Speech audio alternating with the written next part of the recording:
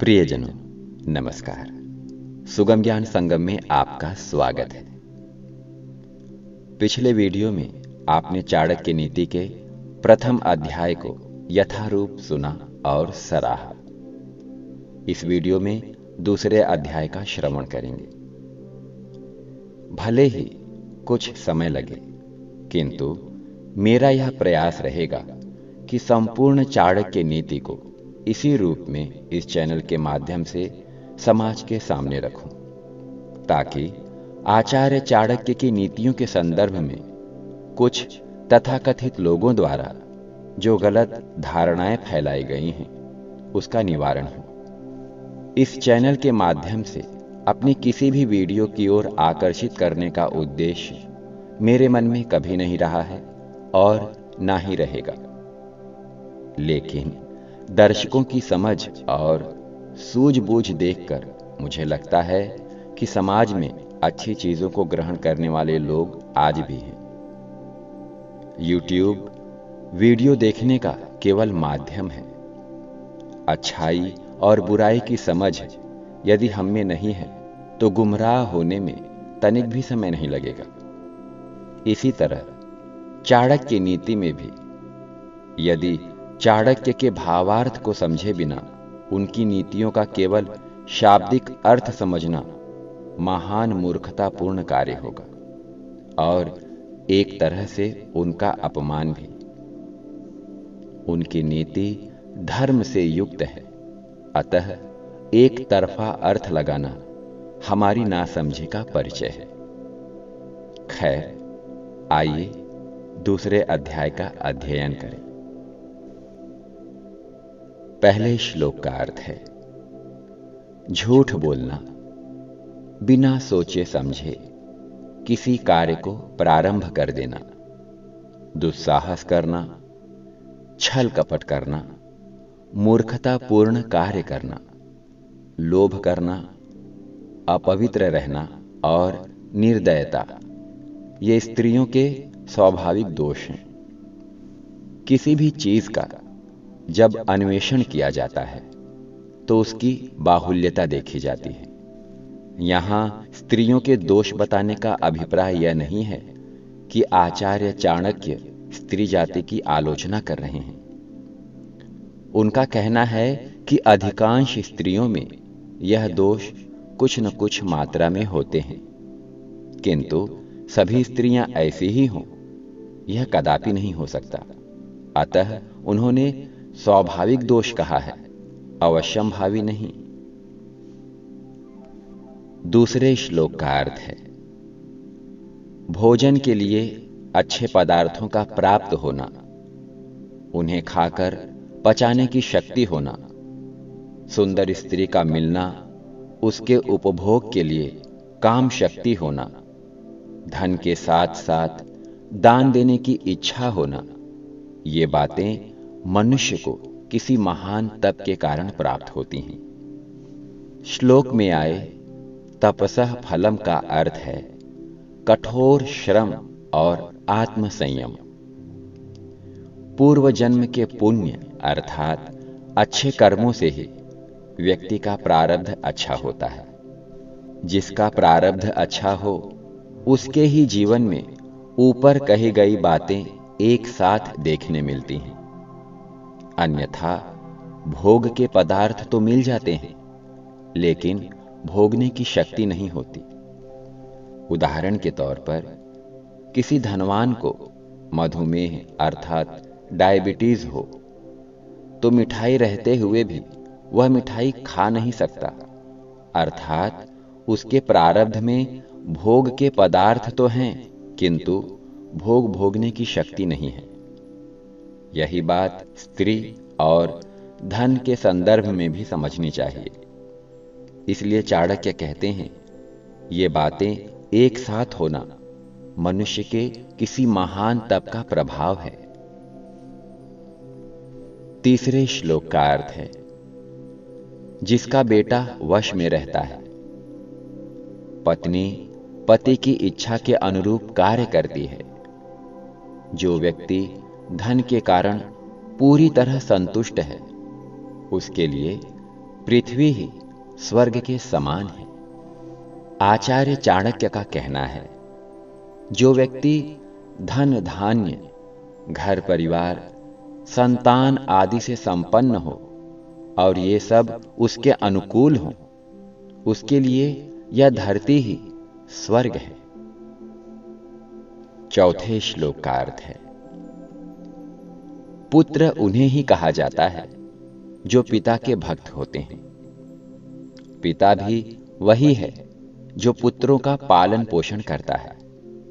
इसी प्रकार मित्र भी वही है जिस पर विश्वास किया जाता है, और भार्या अर्थात पत्नी भी वही है जिससे सुख की प्राप्ति होती है।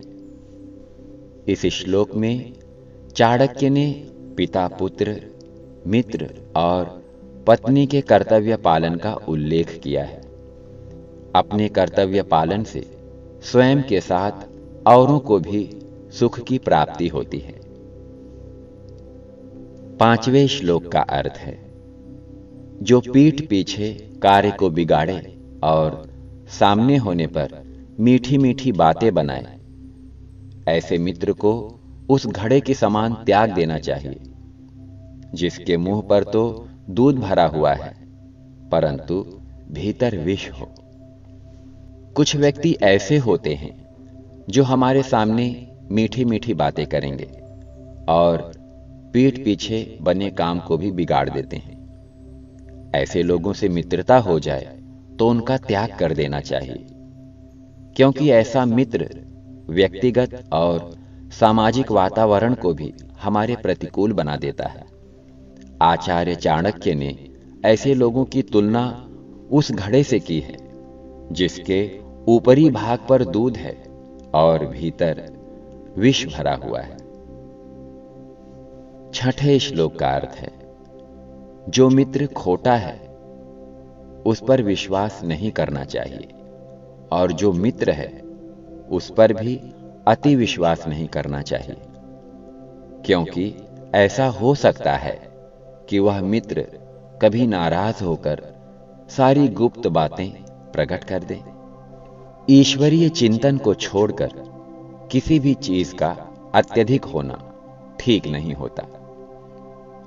आचार्य चाणक्य कहते हैं, कपटी मित्र पर तो विश्वास करना ही नहीं चाहिए, परंतु मित्र पर भी अति विश्वास नहीं करना चाहिए।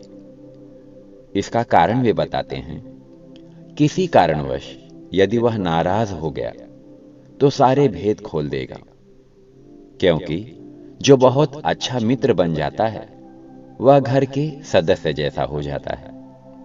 व्यक्ति भावुक होकर उसे अपने सारे भेद बता देता है। फिर जब कभी मनमुटाव उत्पन्न होते हैं तो वही कथित मित्र ही सबसे ज्यादा नुकसान देने वाला सिद्ध हो जाता है। अतः अति विश्वास किसी पर भी नहीं करना चाहिए। सातवें श्लोक का अर्थ है, मन से सोचे हुए कार्य को वाणी द्वारा प्रकट नहीं करना चाहिए, परंतु मनन पूर्वक भली प्रकार सोचते हुए उसकी रक्षा करनी चाहिए और मौन रहते हुए उस सोची हुई बात को कार्य रूप में बदलना चाहिए।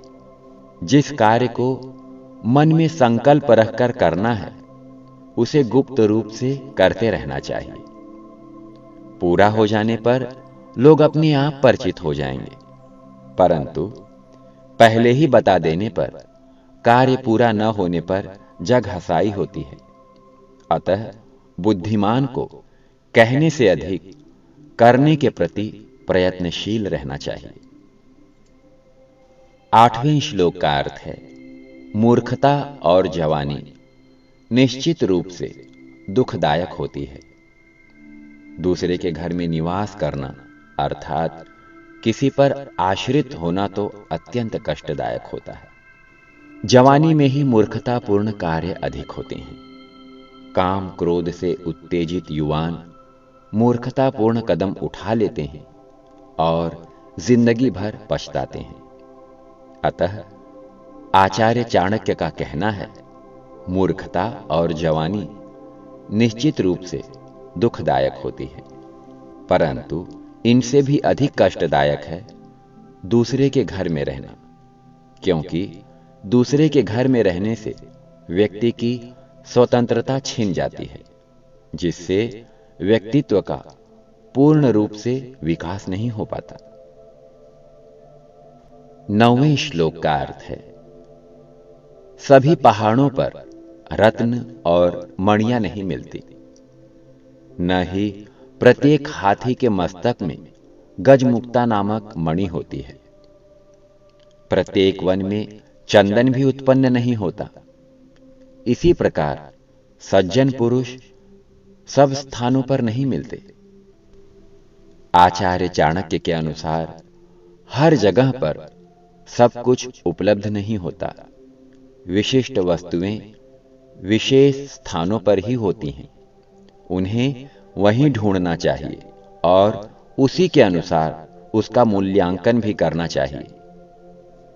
10वें श्लोक का अर्थ है, बुद्धिमान लोगों को चाहिए कि वह अपनी संतान को अनेक प्रकार के अच्छे गुणों से युक्त करें, उन्हें अच्छे कार्यों में लगाएं, क्योंकि नीति जानने वाले और अच्छे गुणों से युक्त सज्जन स्वभाव वाले व्यक्ति ही कुल में पूजनीय होते हैं। बचपन में बच्चों को जैसे शिक्षा दी जाती है, उनके जीवन का विकास उसी प्रकार होता है। इसलिए माता पिता का कर्तव्य है कि वे उन्हें ऐसे मार्ग पर चलाएं जिससे उनमें चातुर्य के साथ साथ शील स्वभाव का भी विकास हो, क्योंकि गुणी व्यक्तियों से ही कुल की शोभा होती है।